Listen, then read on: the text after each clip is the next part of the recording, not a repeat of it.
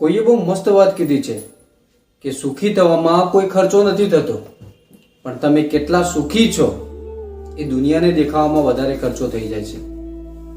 નમસ્કાર, હું છું ચૌહાણ લલિત. એકવાર ફરીથી તમારા માટે એક નાની અમથી કહાની લઈને આવ્યો છું. આ કહાની છે દિલ્હીથી મુંબઈ જતા ફ્લાઇટમાં બેસેલા પેસેન્જરોની. આ ફ્લાઇટમાં એક 20-25 વર્ષની છોકરી આવીને પોતાની સીટ ઉપર બેસે છે. આજુબાજુ નજર મારે છે તો જુએ છે કે એની બાજુવાળી સીટ પર એક 45-50 વર્ષની વ્યક્તિ બેઠેલા હતા, જેમના હાથ કપાયેલા હતા, હાથ નહોતા. એ મનમાં ને મનમાં અનકમ્ફર્ટેબલ ફીલ કરે છે, અસહજ ફીલ કરે છે. તરત એર હોસ્ટેસને બોલાવે છે અને વાત કરે છે કે મને કોઈ બીજી જગ્યાએ સીટ આપો, મને અહીંયા નથી ભાવતું, મને અસહજ ફીલ થાય છે. એર હોસ્ટેસ જવાબ આપે છે કે એકવાર બધા પેસેન્જર આવી જાય પછી કોઈ સીટ ખાલી રહે તો હું તમને એડજસ્ટ કરી આપું છું. આ બંને વચ્ચે શું સંવાદ થઈ રહ્યો છે એ પેલા 45-50 વર્ષના વ્યક્તિને ખબર નથી. પોતે બુક વાંચવામાં બીજી છે. થોડી વાર થાય છે, બધા પેસેન્જર આવી જાય છે. એટલે છોકરી ફરીથી થોડા જોરથી એર હોસ્ટેસને બૂમ મારે છે અને બોલાવે છે.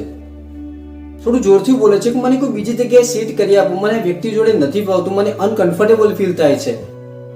ત્યારે એર હોસ્ટેસ ફરીથી જવાબ આપે છે કે એકવાર પ્લેન ટેક ઓફ થઈ જાય પછી હું કેપ્ટનને વાત કરી અને તમને કોઈ બીજી જગ્યાએ સીટ કરી આપું છું.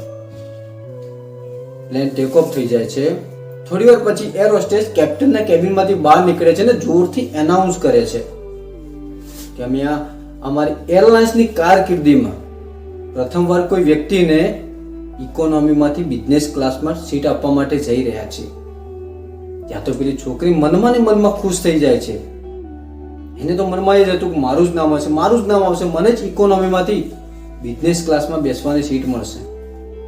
પ્લેનમાં બેસેલા પેસેન્જરો પણ વિચારે છે કોનું નામ હશે, કોણ હશે.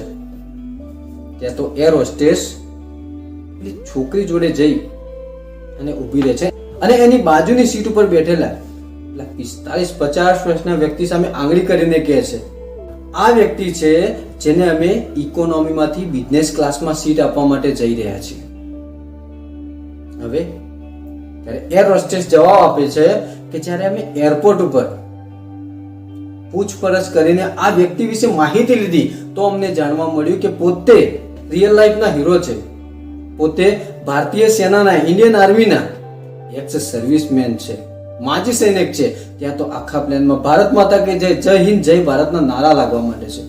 ત્યારે એર હોસ્ટેસ પેલી છોકરીને કહે છે કે જે હાથ કપાયેલા હોવાથી, જે હાથ ના હોવાથી તમને અનકમ્ફર્ટેબલ ફીલ થતું હતું, અસહજ ફીલ થતું હતું, એ હાથ રિયલ લાઈફમાં દુશ્મન સામેની લડાઈમાં કપાઈ ગયા હતા.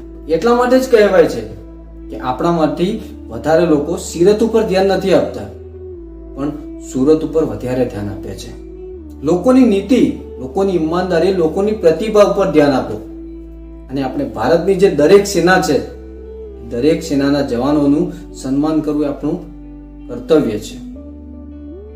ખુદને એટલા ઊંચા ના માનો કે બાકી બીજા તમને નાના લાગવા માંડે. બાકી ઉપરથી જોવા જઈએ તો તમે પણ એક નાની કીડી જેવડા જ લાગો છો. અને છેલ્લું એટલું જ કહીશ કે કરી બતાવો કંઈક એવું કે દુનિયા કરવા જાય તમારા જેવું.